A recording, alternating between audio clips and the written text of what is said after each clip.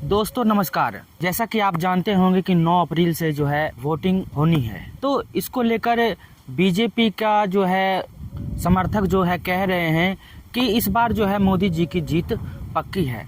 तो मोदी जी की जीत के पीछे आखिर किनका हाथ है, तो उसके बारे में आज जानते हैं। दरअसल अमित शाह जी जो हैं चाणक्य माने जाते हैं, बीजेपी के जो है चाणक्य माने जाते हैं। तो उनके बारे में कहना है कि आखिर वो इतने ताकतवर नेता बने कैसे।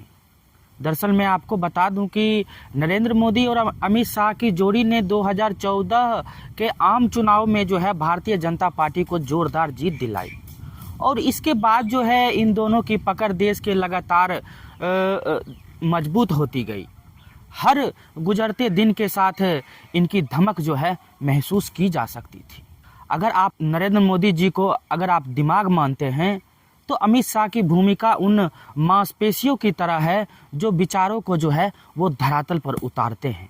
तो दिमाग और ताकत की इस जोड़ी ने राष्ट्रीय स्वयंसेवक के कांग्रेस मुक्त भारत के अपने सपने को काफ़ी हद तक जो है पूरा करके दिखाया भी है और देश को जो है इन्होंने भगवा रंग से जो है रंग डाला। तो 52 साल के अमित शाह जो है बीजेपी के अध्यक्ष के तौर पर जो है चौथे साल में जो है वो प्रवेश कर गए हैं। फिलहाल जो है वो बीजेपी के अध्यक्ष हैं।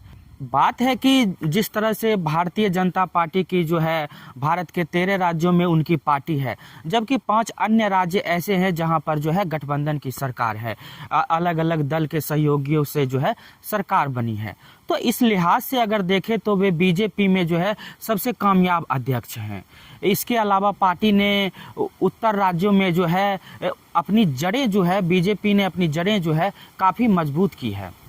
तो सबसे कामयाब बीजेपी अध्यक्ष अमित शाह जी जब रणनीति जो है उनकी रणनीति ने जो है पार्टी को असम, मणिपुर, अरुणाचल प्रदेश में जो है जीत दिलाई और वहीं गोवा में सबसे बड़ी पार्टी जो है कांग्रेस को पछाड़कर बीजेपी जो है सरकार बनाने में कामयाब रही।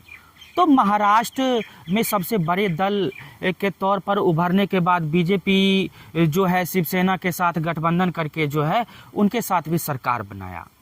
तो इतना ही नहीं, पहली बार जो है बीजेपी और पीडीपी जो है समझौते के तौर पर जो है कश्मीर में भी सत्ता में आई। इसके बाद अमित शाह पार्टी को उत्तर प्रदेश में जो है अमित शाह ने शानदार जीत भी दिलाने का काम किया और लगातार जो है 2 बारी योगी जी जो है उत्तर प्रदेश में मुख्यमंत्री भी बने।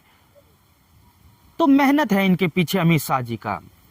और वहीं दिल्ली और बिहार में जो है बीजेपी पार्टी को जो है हार का सामना करना पड़ा, क्योंकि वहाँ जो है उनका राजनीति दाल जो है गल नहीं पाया। और अभी जो है आप फिलहाल जानते होंगे कि अभी जो है नीतीश जी जो हैं बीजेपी के साथ बैठे हुए हैं। वो तो अपना सत्ता परिवर्तन करते रहते हैं, उनका कोई नया बात है नहीं कि वो सत्ता परिवर्तन ना करे।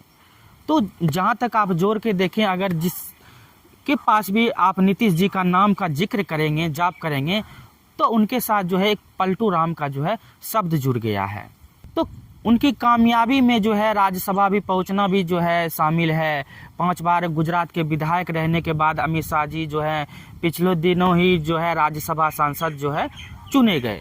तो साफ है कि अमित शाह को इतनी ताकत नरेंद्र मोदी से मिल रही है, या उस हिसाब से सोचे तो वे मोदी पर जो है खरे उतरते हैं।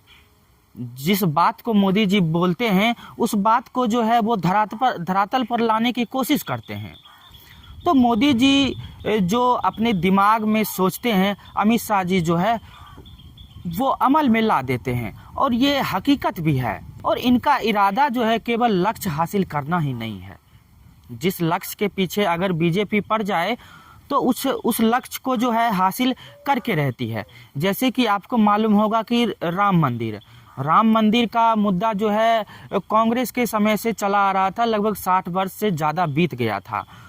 तो वो मैनिफेस्टो में लाए 2014 के चुनाव में, जब पहली बार वो प्रधानमंत्री मोदी जी चुनाव लड़ रहे थे प्रधानमंत्री के लिए, तो उन्होंने कहा कि हम जो है जब सत्ता में आएंगे तो राम मंदिर जो है बनाएंगे, 370 का जो है हटाएंगे, 3 तलाक का जो मुद्दा था, तो उन पर जो है वो खड़े भी उतरे।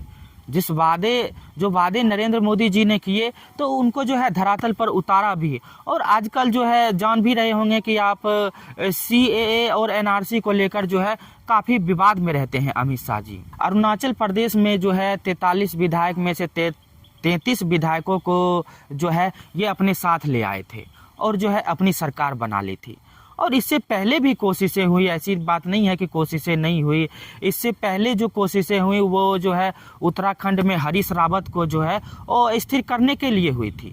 बिहार में JDU BJP की सरकार को मजबूत करने के लिए कांग्रेस विधानमंडल दल में तोड़फोड़ की योजना पर भी जो है काम चल रहा है और उन्होंने जो है अपना सफलता हासिल भी कर लिया। और आप जानते होंगे कि तेजस्वी जी को छोड़कर जो है नीतीश जी जो है BJP के साथ आ गई है। अमित शाह जी का जो है काम करने का जो तरीका है पार्टी को लेकर और सरकार किस तालमेल से काम कर रही है, इसका एक उदाहरण जो है तब देखने को मिला जब गुजरात की राज्यसभा सीटों के लिए जो है होने वाले चुनाव में शाह ने कांग्रेस अध्यक्ष सोनिया गांधी को जो है राजनीतिक सलाहकार अहमद पटेल को जो है हराने की योजना बनाई।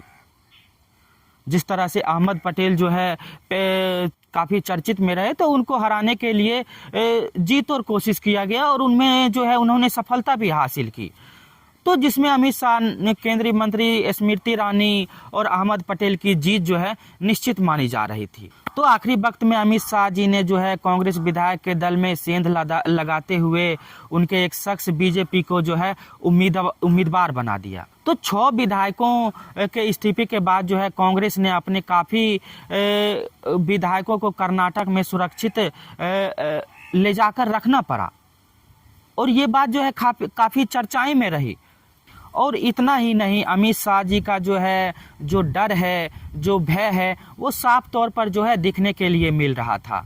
जब कांग्रेस की सहयोगी राष्ट्रवादी जो कांग्रेस पार्टी के 2 विधायक ने कथित दबाव के चलते BJP को जो है जब अपना वोट दिया था तो उनसे ही जो है साफ हो जा रहा था। कर्नाटक में जो चुनाव हुए थे तो उन विधायकों में से जो है एक विधायक को तोड़ने में वो कामयाब हो गए थे। आप किसी भी सर्वे में देख लीजिए, अगर सरकार और BJP के अंदर में सबसे ताकतवर व्यक्ति के रूप में देखा जाता है तो वो अमित शाह जी जो हैं सबसे पहले क्रम में है और सबसे ताकतवर राजनेता के हैसियत रखते हैं। उनका ताकत का पता तब चलता है जब अमित शाह के एक फ़ोन कॉल पर केंद्रीय मंत्री जो है अपना इस्तीफा देने के लिए दौड़ते हुए चले आते हैं अमित शाह जी के पास। तो डर तो है अमित शाह जी का मंत्रियों के अंदर। तो 2024 का जो है सबसे टर्निंग पॉइंट जो था चुनाव का, वो जो है इस स्थिति को आंकने के लिए अतीत में जो है झांकना होगा। स्वतंत्र भारत में इतिहास में जो है 2014 एक बड़ा जो है टर्निंग पॉइंट जो है BJP के लिए साबित होगा। इन आम चुनावों में कांग्रेस अपने धरातल पर चली गई और BJP मोदी के नेतृत्व में पहली बार पूर्ण बहुमत के साथ जो है 2014 में सत्ता बनाने में कामयाब रही। दशकों पहले RSS का एक कार्यकर्ता, लाल कृष्ण आडवाणी का शिष्य और 2001 में गुजरात का मुख्यमंत्री 13 साल तक बनाई गई इस ब्रांडिंग का नतीजा ये निकला कि नरेंद्र मोदी जी जो हैं आज प्रधानमंत्री के रूप में खड़े हैं और उनको प्रधानमंत्री का पद मिला है। और ये वही पद था जिस पर जो है आडवाणी जी की नज़र थी। वो गद्दी पर जो है अपनी नज़र जमाए बैठे थे। तो शाह और मोदी के साथ जो नज़दीकियाँ की वजह भी जो है ये भी रही कि अमित शाह जी और जो है नरेंद्र मोदी जी जो हैं दोनों एक साथ तक जो है एक साथ काम करते रहे और गुजरात में भी जो है उनका संघर्ष जो है आप देख सकते थे। अमित शाह जी एक शानदार रणनीतिकार और कुशल आलोचक भी हैं। तो अमित शाह जी का जो है सुनहरा दौर तब शुरू हुआ जब 2001 में मोदी को गुजरात का मुख्यमंत्री नियुक्त किया गया। तब जो है अमित शाह का सुनहरा दौर शुरू हुआ, खासकर तब जब 2002 के गोधरा नरसंहार और पूरे प्रदेश में हुए सांप्रदायिक दंगों के बावजूद भी विधानसभा चुनाव में जो है बीजेपी की धमाकेदार जीत हुई। मोदी सरकार बनने पर शाह के पास जो है करीब 10 पोर्टफोलियो थे, जिनमें गृह, कानून और न्याय, जेल, सीमा सुरक्षा, हाउसिंग और संसदीय कार्य शामिल थे। शाह ने जल्द ही पार्टी की पहुंच राज्य के विशाल कॉरपोरेटिव सेक्टर से जो है खेल संस्थाओं तक बना दिया। खुद भी वह चुनाव में प्रभावशाली ढंग से जो है जीतते भी रहे। तो अमित शाह जी जो है बड़े ही गहराई के साथ जो है काम करते हैं। जहां पर जो है उन्हें सेंध लगाना पड़ता है वहां पर वो सेंध लगाते हैं।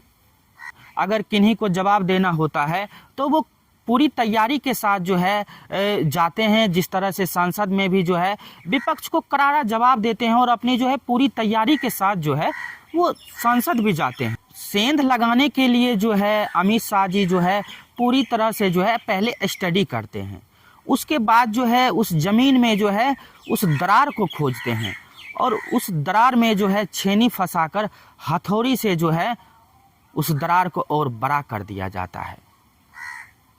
और इसी तर्ज पे जो है वे जो है विरोधियों को ढा देते हैं।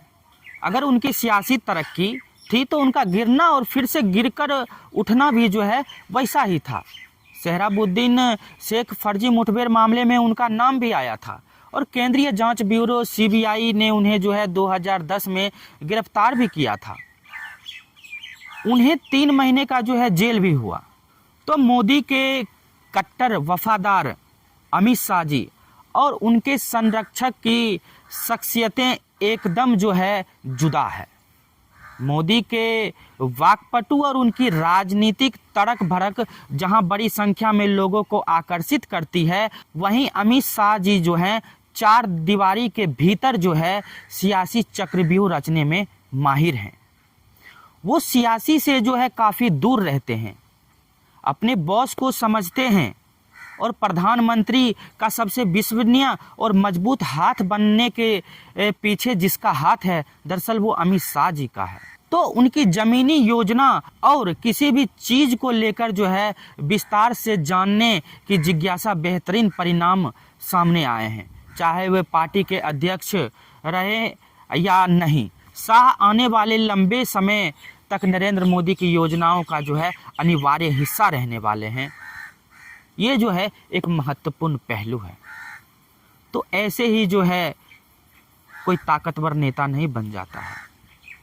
तो बहुत बहुत शुक्रिया, बहुत बहुत शुक्रिया।